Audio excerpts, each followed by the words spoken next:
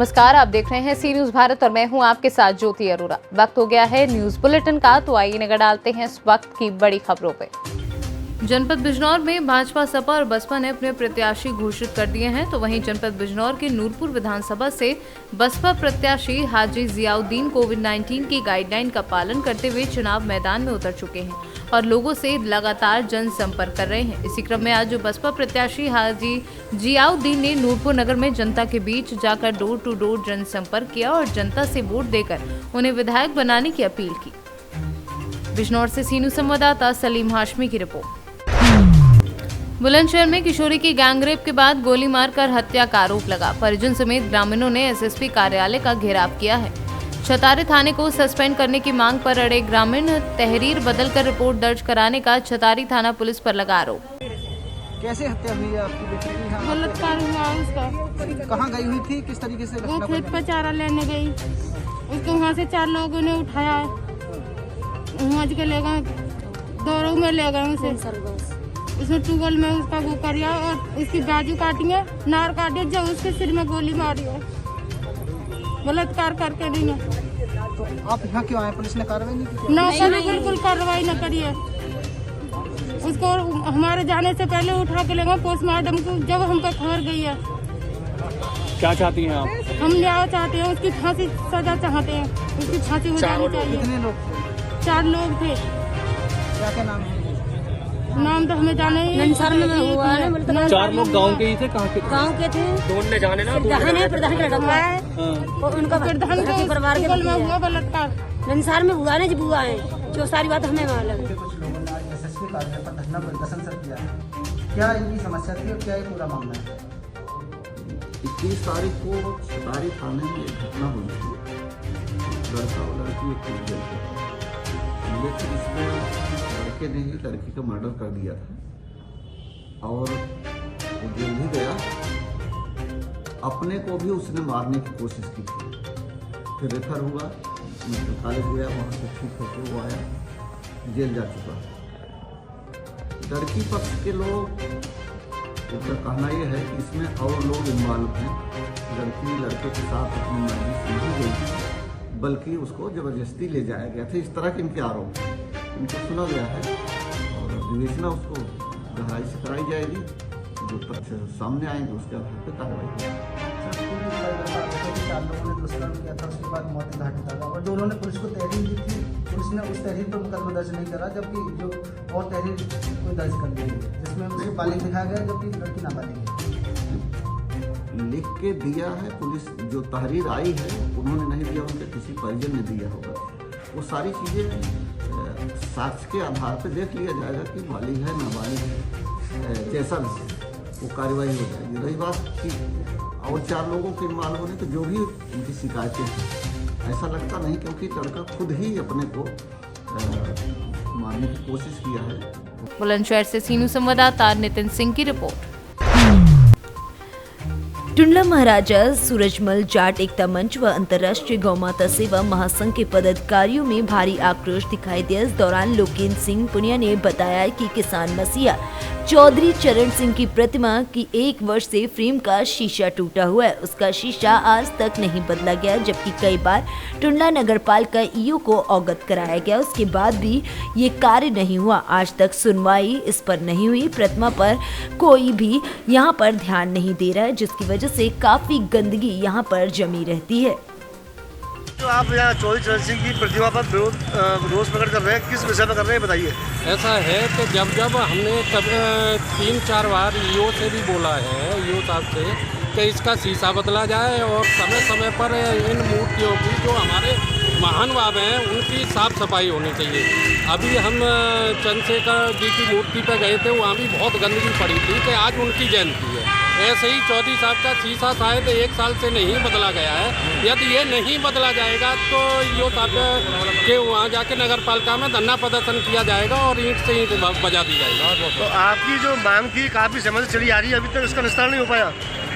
इनसे पहले जो ईओ साहब थे तो वो समय समय पर साफ सफाई करवाते रहते थे, पर ये ईओ साहब जाने क्या आए हैं, आश्वासन तो देते रहते हैं पर काम इनका नहीं होता, काम नहीं करवाए। फिरोजाबाद से सी न्यूज संवाददाता सन्नेश कुमार गुप्ता की रिपोर्ट। जिला फिरोजाबाद में मौसम ने ली करवट, अचानक से बादल आ गए। वहीं अब पूरे रास्ते में आने जाने वाले लोगों को काफी दिक्कतों का सामना करना पड़ रहा है। अचानक मौसम में आए बदलाव की वजह से फिरोजाबाद में घना कोहरा दिखाई दे रहा है।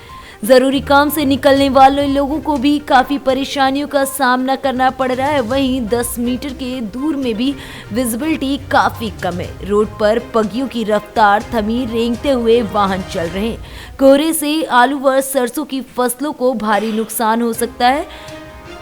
कूड़ा पड़ रहा है, किस तरीके का कूड़ा पड़ रहा है, इसके बारे में क्या कहना है आपका? यह एक तो यातायात में दिक्कत हो रही है, पहिए थम गए और फसलों में भी नुकसान है। कितना भयंकर आज कूड़ा दिखाई दे रहा है आपको? हाथ से हाथ नहीं दिखाई दे रहा, काफ़ी भयंकर हो रहा है। तो इससे क्या नुकसान हो सकता है फसल को? फसल में झुलसा रोग आता है। झुलसा रोग आता है? आलू। अच्छा, और क्या दिक्कतें होती हैं? और भैया दिक्कत ही दिक्कत है फसल में, बस बरसात से भी दिक्कत हुई है, सबसे ज़्यादा बरसात से दिक्कत हुई है। बाकी सर्दी में कैसा एहसास हो रहा है? सर्दी तो हर साल का रिकॉर्ड तोड़ रही है। तो सर्दी और दिनों की अपेक्षा ज़्यादा लग रही है आज। फिरोजाबाद से सी न्यूज संवाददाता सनेश कुमार गुप्ता की रिपोर्ट। गत वर्ष की तरह इस वर्ष भी संत महंतों के सानिध्य में 21 कुंडिया लक्ष्मी नारायण यज्ञ का आयोजन सुखलिया में दीपा प्रकाश मीणा परिवार द्वारा अपने सुपौत्र कौतुक मीणा के जन्म दिवस के अवसर पर किया गया। इस मौके पर 21 कुंडिया यज्ञ में लगभग 90 जोड़े शामिल हुए। महामंडलेश्वर कमरगिरी महाराज के सानिध्य में ब्राह्मण विद्वानों द्वारा विधि विधान वैदिक मंत्रोच्चारण के साथ यज्ञ संपन्न कराया गया। कार्यक्रम आयोजक एवं भाजपा वरिष्ठ नेता प्रकाश मीणा ने बताया कि मानव कल्याण, प्राकृतिक आपदा, महामारी, जन कल्याण अर्थ का उद्देश्य लिए ये आयोजन विगत 8 वर्षों से हमारे पौत्र कौतुक के जन्मोत्सव पर प्रतिवर्ष किया जाता है। यज्ञ में पधारे सभी संत महात्माओं का सम्मान एवं उनके प्रवचन भी इस दौरान होते हैं। आप बताएं कि आज आपके बालक का जन्मदिन मनाया जा रहा है पोते का। हाँ जी। तो किस तरीके से इस आयोजन को संपन्न किया जा रहा है? बस ये मेरा पोता कौतुक चिरंजीव उसके जन्म के उपलक्ष्य में हम लोग ये मनाते हैं। परंपरागत ये 8 वर्ष पूरे हो चुके, 9वें में प्रवेश किया है इसमें। बस एक जन मानव कल्याण के लिए हम लोग ये करते हैं। एक दिली इच्छा होती है कि ये कुछ करना चाहिए मानव कल्याण के लिए। कौन कौन संत यहाँ पर शामिल हो रहे हैं इस कार्यक्रम के अंदर? इसमें संत महामंडलेश्वर दादू महाराज जी, कमलगिरी महाराज जी और अनेक संत, करीबन यहाँ पे 11-15 साधु संत का आगमन होता है। फिर उसी तरह से मीणा परिवार द्वारा उनका सम्मान किया जाता है। उनका आशीष वचन भी यहाँ काफ़ी जनता को दिया जाता है और चिरंजीव कौतुक को भी वो आशीर्वाद देते हैं। आपका परिचय? मैं दीपा प्रकाश मीणा, भारतीय जनता पार्टी से वरिष्ठ नेत्री हूँ। वैसे मंडल उपाध्यक्ष रह चुकी हूँ, लेकिन अब वरिष्ठ के तौर पे यहाँ कार्य कर। सर बताइए, तो ये लक्ष्मी नारायण यज्ञ किया जा रहा है, क्या उद्देश्य लेके ये यज्ञ हो रहा है और कितने यजमान इसमें शामिल हैं? ये हम अपने सुपुत्र कौतुक मीणा के हर जन्मोत्सव पर हर वर्ष करते हैं 25 जनवरी को। इसमें मानव कल्याण के लिए, प्राकृतिक आपदाओं के निवारण के लिए और हमारी जो बहुत सारी भौतिक समस्याएं हैं उनके निवारण के लिए यह यज्ञ सार्वजनिक रहता है, निःशुल्क रहता है, सभी लोगों के लिए रहता है। उनको सारे वस्त्र, पूजन सामग्री, हवन सामग्री, थाली वगैरह सभी उनको निःशुल्क प्रकाश मीणा की परिवार द्वारा उनको प्रदान किया जाता है। कितने परिवार इसमें शामिल हुए? काफ़ी सारे यज्ञ और जो जोड़े बैठे हैं इसमें 21 कुंडी हमारा यज्ञ का प्रावधान रहता है, जिसमें लगभग 90 जोड़े इसमें शामिल होते हैं। किनके सानिध्य में ये संपन्न किया जाता है? ये मीणा परिवार के सानिध्य में परम पूज्य महामंडलेश्वर दादू महाराज के सानिध्य में, परम पूज्य कमलगिरी महाराज उनके सानिध्य में ये महायज्ञ, लक्ष्मी नारायण महायज्ञ प्रतिवर्ष इसी दिन होता है। कितने वर्ष हो चुके हैं अभी तक? इसको 8 वर्ष हो चुके हैं। आपका परिचय? मैं दीपा प्रकाश मीणा, भारतीय जनता पार्टी वरिष्ठ नेत्री हैं। इंदौर से सी न्यूज संवाददाता सुरेश बैरागी की रिपोर्ट। खबर यूपी के चंदौली जनपद से है, जहां चकिया नगर पंचायत चकिया में बने गौआश्रय केंद्र का अधिशासी अधिकारी चकिया मेहलाल गौतम ने निरीक्षण किया। निरीक्षण के दौरान गौवंशों के रखरखाव, मवेशियों के चारा पानी, मवेशियों के रखे स्थान की साफ सफाई, ठंड से बचाव को लेकर कर्मचारियों को मवेशियों को हरे चारे को उपलब्ध कराने को लेकर कर्मचारियों को आवश्यक दिशा निर्देश दिया गया। हमारे द्वारा नगर पंचायत के अंतर्गत ब्लॉक में जो गौशाला है उसका निरीक्षण किया गया है। निरीक्षण के दौरान उसमें पाया गया कि साफ सफाई पूरी करवा दिए हैं और उसमें उनको खाने के लिए भूसा रखा हुआ है। और इसके अलावा इसके पहले उच्चाधिकारी हमारे CDO साहब आए हुए थे, उन्होंने कूड़े वगैरह साफ किया था गाँव को। और हमारे यहाँ एक सुविधा और है कि जितने भी मंडी है, मंडी में हम अपने कर्मचारी लगा दिए, गाड़ी से जितना भी साग सब्जी हरा उसमें हो गया, पालक हो गया, आलू हो गया, इस तरह जो भी सब्जी वगैरह होती है वो जो है गाड़ी के द्वारा गिरवा करके गौशाला में जो है गाय को खिलाया जा रहा है। गौशाला के लिए हम अपने यहाँ से श्री गुलाब चंद को नामित कर दिए हैं। हमारे गौशाला में 5 कर्मचारी लगे हुए हैं। वहाँ की व्यवस्था ठीक पाई गई है। उच्चाधिकारी CDO साहब का आदेश है थोड़ा वहाँ इसके बाद पत्थर और बिछवा दिया जाए ताकि साफ सफाई की व्यवस्था और बढ़िया रहे। चंदौली से सी न्यूज संवाददाता किशन श्रीवास्तव की रिपोर्ट।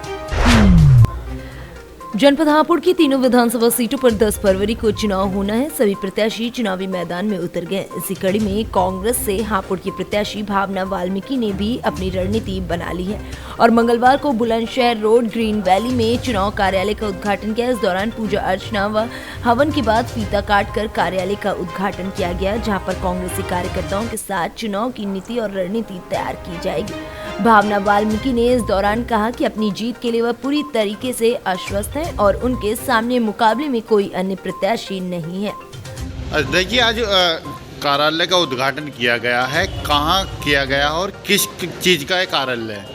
ये आज कांग्रेस पार्टी की जो प्रत्याशी हैं भावना वाल्मीकि जी, उनके चुनावी कार्यालय का ये उद्घाटन बुलंदशहर रोड पर जो ग्रीन वैली है उसमें किया गया है और यही उनका कैंप कार्यालय है। तो अब की बार जो विधानसभा चुनाव है, किस उन्हें लेकर अपना उद्देश्य है, किस मतलब चुनाव लड़ा जा रहा है, किसको लेकर चलना है? देखिए, जो चुनाव लड़ा जा रहा है उत्तर प्रदेश में, अपना हापुड़ की बात करता हूँ, चाहे वो चिकित्सा का क्षेत्र हो, चाहे शिक्षा का क्षेत्र हो, चाहे रोजगार का क्षेत्र हो, चाहे गरीब की बात हो, चाहे मजदूर की हो, चाहे किसान की बात हो, मुद्दे ही मुद्दे भरे हुए पड़े हैं। अभी आपने देखा है 1 महीने पहले किस तरह से किसानों का आंदोलन 1 महीने पहले तक चल रहा था। किसानों के लिए एक कानून बना दिया गया था। चाहे बात हम युवा के रोजगार की करते हैं तो कहाँ है युवाओं का रोजगार? जो हमारी एक इंडस्ट्री होती थी हापुड़ क्षेत्र, औद्योगिक क्षेत्र के रूप में जाना पहचाना जाता था, आज उसकी स्थिति क्या है? बिल्कुल दयनीय स्थिति है।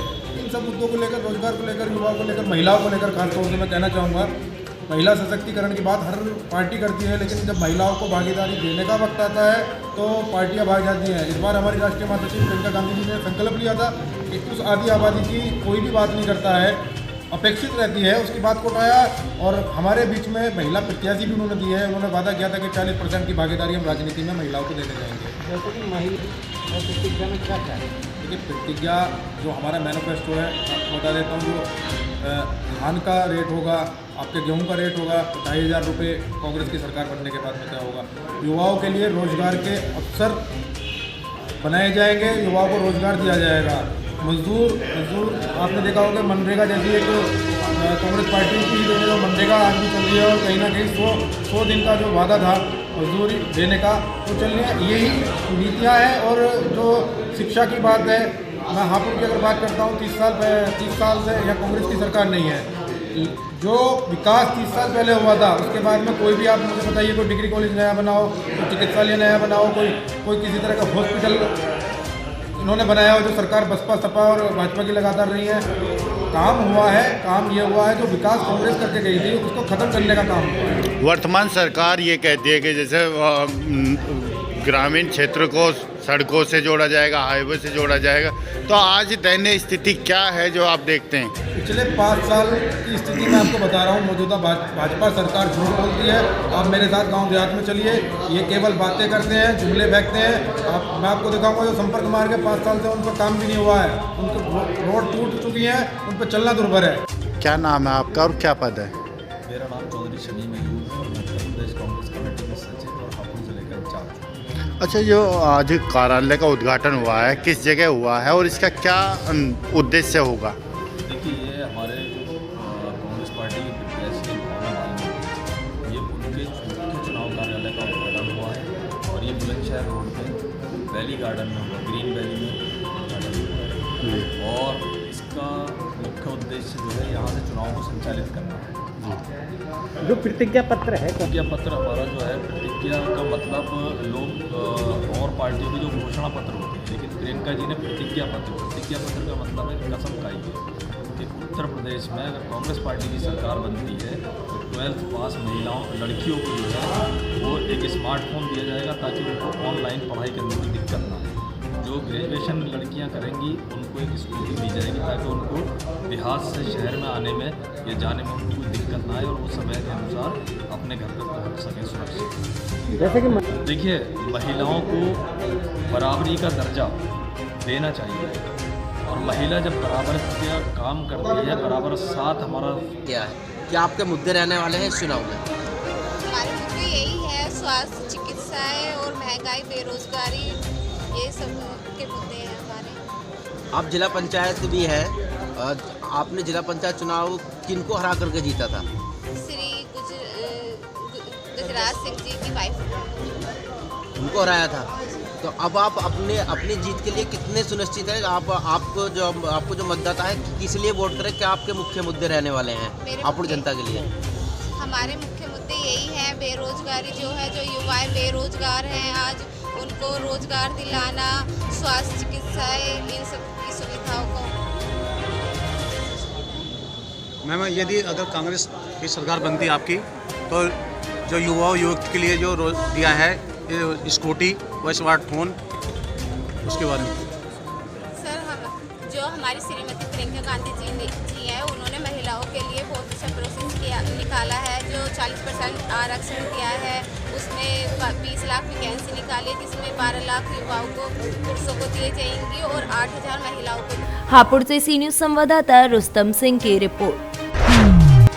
खबर बिहार के कैमूर जिले से है, जहां पर आज राष्ट्रीय मतदाता दिवस जिले के साथ साथ विभिन्न प्रखंडों में धूमधाम से मनाया गया। वहीं मतदाता दिवस पर कई गणमान्य लोगों को सम्मानित भी किया गया। भारत निर्वाचन आयोग द्वारा 12वां राष्ट्रीय मतदाता दिवस मंगलवार को मनाया गया। जिला मुख्यालय स्थित समारोहालय के सभागार में कार्यक्रम का आयोजन किया गया, जिसमें जिला उप निर्वाचन पदाधिकारी सर डीडीसी कुमार गौरव, पंचायती राज पदाधिकारी अमरीश कुमार अमन, डीआरडीए के डायरेक्टर अजय कुमार तिवारी समेत अन्य लोग उपस्थित रहे। आज के प्रोग्राम का मुख्य उद्देश्य है भारत के सभी मतदाताओं को, इस जिले के सभी मतदाताओं को अपने मत का प्रयोग निश्चित रूप से करने एवं बगैर किसी जाति, धर्म, समुदाय को ध्यान में रखते हुए, प्रलोभन के प्रभाव में नहीं आते हुए अपने मत के प्रयोग से करने के लिए जागरूक करना है। सर, एक चीज़ है कि हमारे जिला पदाधिकारी महोदय को अभी पटना में अवार्ड मिल रहा है। ये सारे जिले के लिए गौरव का विषय है। लेकिन एक तरफ जो मतदाता बूथों पर जाते हैं, जो मतदाता जब बूथ पर जाते हैं तो उनको लगता है बड़े पैमाने पर मतदाता सूची और ईपिक में गड़बड़ी पाई जाती है। किसी का उम्र ज़्यादा है तो उसको कम बता दिया जाता है, किसी का उम्र कम है तो उसको ज़्यादा बता दिया जाता है। किसी महिला के फोटो पर पुरुष का फोटो लगा दिया जाता है और किसी पुरुष के फोटो पर महिला का लगा दिया जाता है और बड़े पैमाने पर ऐसी गड़बड़ियाँ होती हैं। जब आदमी बूथों पर जाते हैं तो वहाँ पर उनको ही लगता है कि हम तो ठगे से गए। इस मामले पर जिला प्रशासन क्या कार्रवाई करे? मतदाता सूची में जो भी गड़बड़ियां हैं, जो भी प्रकाश में आ रहा है, उसके सुधार करने के लिए भरपूर प्रयास किया जा रहा है और निश्चित रूप से अगले चुनाव तक 100% लगभग मतदाता सूची को शुरू कर लिया जाए। सर, अगर ये गड़बड़ियाँ बार-बार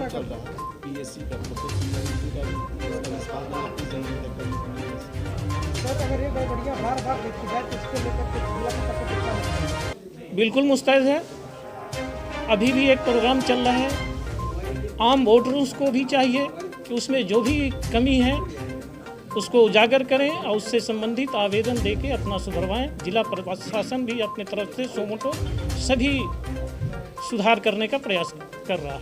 सर, अभी देखा गया है कैमूर जिला में जो अभी पंचायत चुनाव से संपन्न हुआ है मतलब जल्दी में तुरंत, तो उसमें एक चीज़ देखा जा रहा है सर कि बहुत सारे जो कर्मी हैं जिनको लगाया गया था नौकरी में, उनको सर अपने मत से वंचित कर दिया गया था। इसके बारे में उनकी व्यवस्थाएं थी वोट्स गिराने के लिए, उनको गिराना चाहिए था। जो युवा नए जुड़े हैं मतदाता सूची में, इनका भी नया नाम जुड़ा हुआ है, तो सर उनको जागरूक करने के लिए ताकि अधिक से अधिक लोग बूथों तक पहुँचे, इसके लिए जिला प्रशासन कोई अलग से जागरूकता कार्यक्रम चला है? बराबर चलते रहता है जागरूकता कार्यक्रम। डिस्ट्रिक्ट आइकॉन्स भी इसके लिए निर्धारित किए गए हैं जो सभी आम वोटर्स को जागरूक करते हैं अपने प्रोग्राम्स के द्वारा। जिला से भी कैमूर से कैमरामैन पिंटू तिवारी के साथ धीरेन्द्र कुमार सिंह की रिपोर्ट।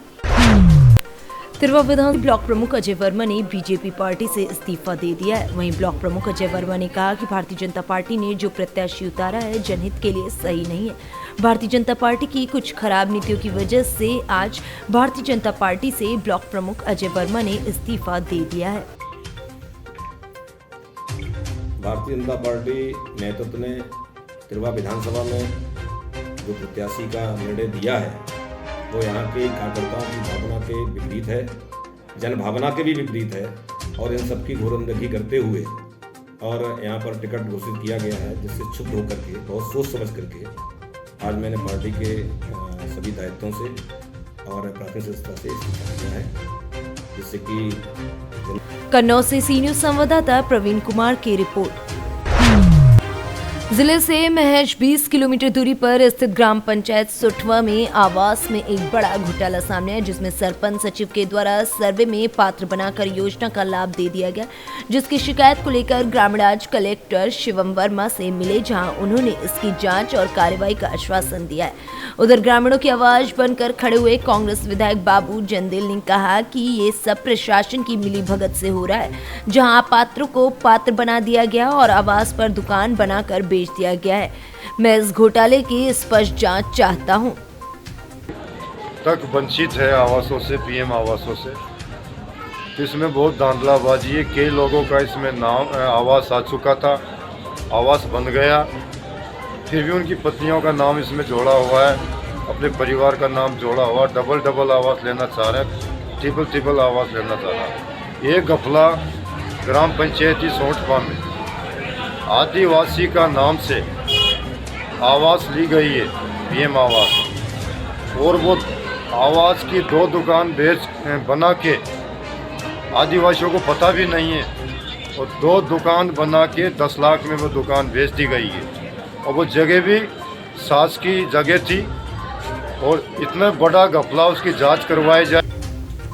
श्योपुर से सी न्यूज संवाददाता चेतन सिंह सिसोदिया की रिपोर्ट।